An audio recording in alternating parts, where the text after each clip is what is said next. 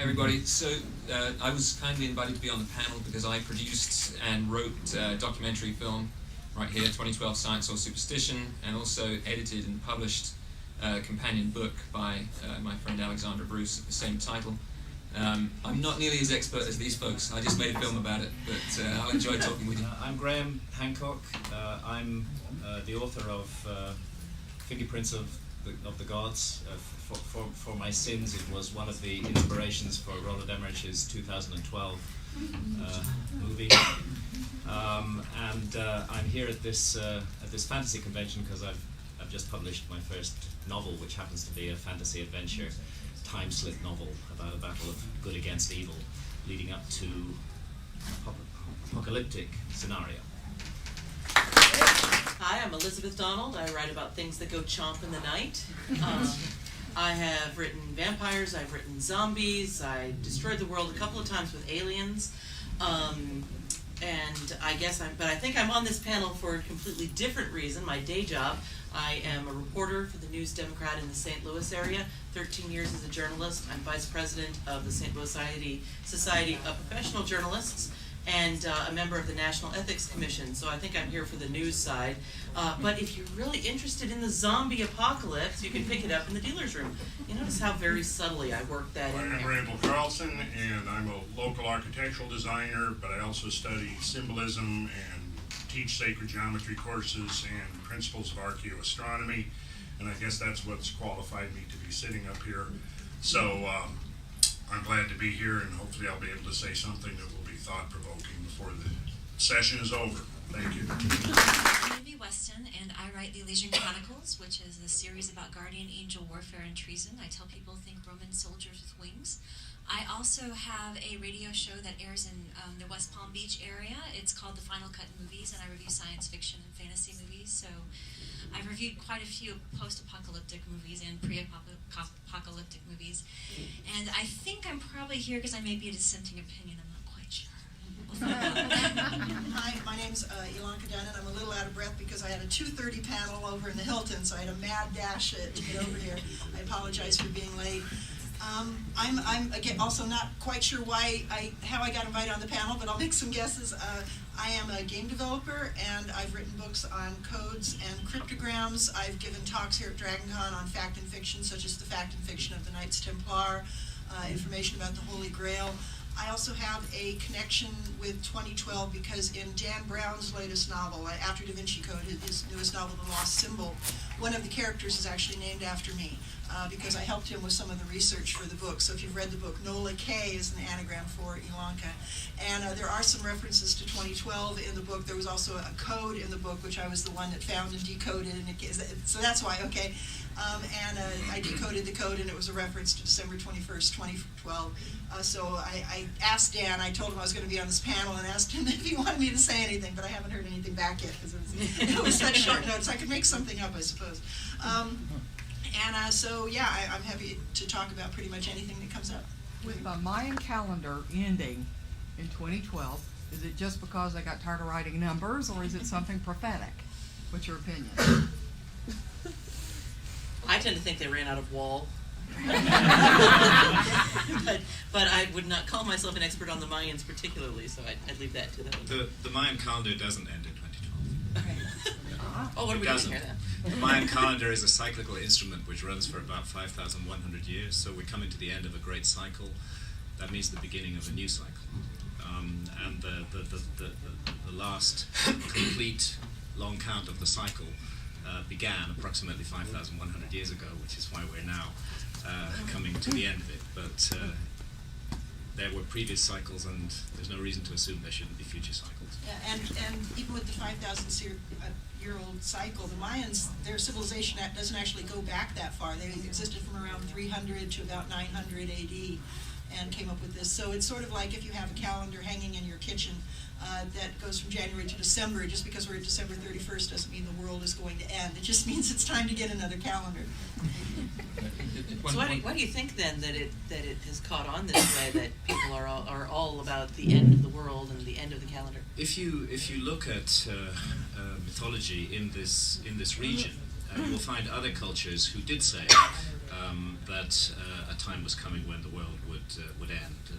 The Aztecs see the end of the fifth sun coming soon, although they don't put a specific date on it, and bringing a cataclysm with a great movement of the earth.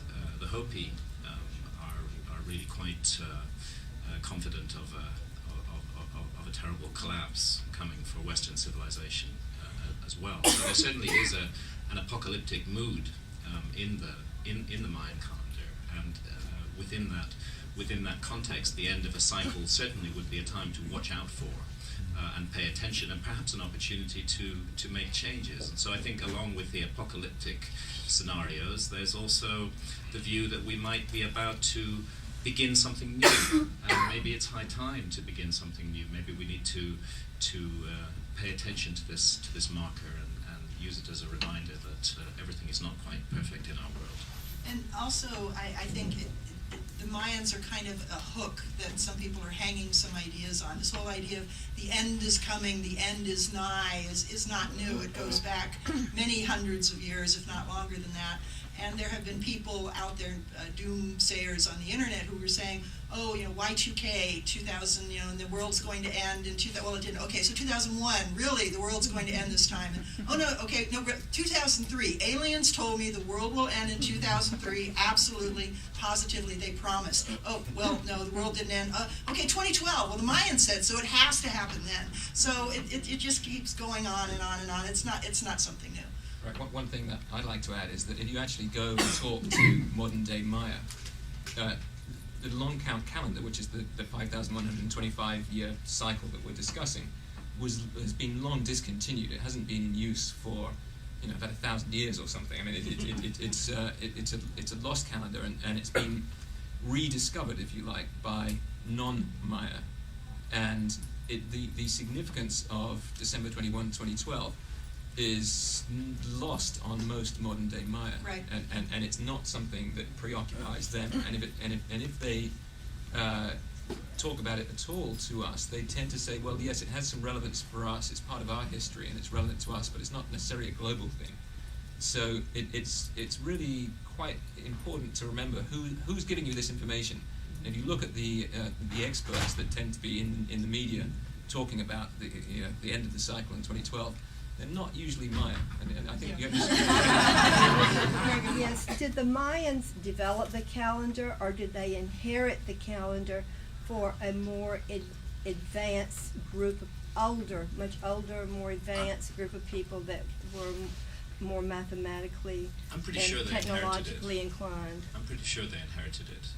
It's difficult to be certain on that matters, but there's some intriguing continuities between Mayan and so-called Olmec culture, which goes back before the Maya, and which had many of the same signs and glyphs. So my own feeling is that the Mayan calendar is an artifact that has been passed down, and that it is older than the Maya and was not invented by the Maya. I mean, one thing I'd add is that the idea of cycles of time is one that happens in cultures all over the world. It's not peculiar to the Maya to see time as a repeating cycle, and that's something that we got into in our film in quite some depth, and maybe we will this afternoon a little bit too. But repeating cycles is common to many ancient cultures. Carter, if the 5,125 year cycle, I believe aren't there like 5 of those ages which total out to the 26,000 year ecliptic or precessional cycle? Yeah. And I know that they were big. They had their own calendar that tracked Venus, which makes a star upon the heavens. Well, 5 marks in that 26,000 year cycle makes that similar star. So isn't it technically resetting at midnight then with this? I've heard that this is the end of their 6th sun or 6th age, and I've also heard some people say that the Mayan actually, that was incorrect. It's actually the 5th age. So if anyone can address that. But then the follow-up is there some debate as to whether or not we synced up the Julian calendar correctly to, like, I've heard people say that we could be 50 years off with our estimates of the 2012 December 21st thing. that it may not actually be synced up right with our calendar. Is that correct? Ah, man. I think that that's pretty much been knocked on the head. There was some dispute about whether it was 23rd of December or 21st of December, but most of the Mayan scholars have settled on the 21st, and I would say unless we distrust everything they say, we could probably accept that that's correct. And as to 5th or 4th ages, I don't know anything about that. What I do know is that there are dates in the Mayan calendar which actually go back millions of years in the past. They projected dates back into the past and forward into the future. It's a very amazing instrument for doing that with incredible accuracy, so that they could say that a million years ago on the 22nd of February at let's say at 2 p.m. in the afternoon, there was a solar eclipse, and they would have been right. They were that good at working these things out. And one thing I'll add on the dating, I think most scholars agree that the beginning date of the cycle was August 11th, 3114 BC, and it is the 21st of December 2012. Okay. There are one or two unconventional thinkers, Johann Kalaman and Jose Arguelles, who have a different theory of when the Mayan calendar, well, what the cycle represents and when it ends, and they don't represent the majority of what is thought about the dates. But there is an alternative school of thought on the dating. There's lots of talk of cyclical change, that the Mayan calendar is in fact older than the Mayan civilization itself. Is there any evidence on the Earth that would suggest that we are in fact probably not the first run of this civilization? Well, that's my particular hobby horse. That's what the end of the world sounds like. Tech. Because a lot of my work before now has been trying to look at the question: could there have been a huge forgotten episode in human history? Could there have been a lost civilization? And I'm pretty convinced, and I've spent an awful lot of time on it, but the academics don't agree with me. I'm pretty convinced that the end of the last ice age, around about 12,500 years ago, did obliterate a high civilization from our planet. Certainly a civilization that could navigate, that could map the world, that had quite advanced mathematics, astronomy, and geography. And what are you basing this on?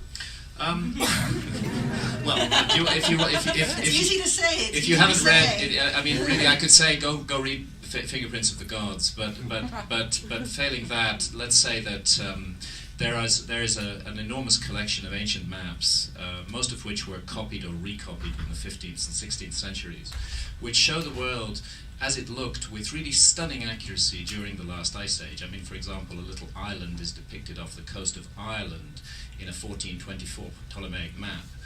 That island was there 12,500 years ago, but it wasn't there in 1424. I think they got that right, but missed North and South America. I think that the problem is the copying of the maps that was done. Well, very often these maps, which I think were released from the library in Constantinople, what they were focusing on was the bit that they were interested in, which was the Mediterranean area, and that's why you get these beautiful portolan maps with fantastically accurate latitudes and longitudes in them, which are really hard to explain in a map from the 15th century, since we didn't do longitude until much later. Likewise, you find Antarctica on some of the world maps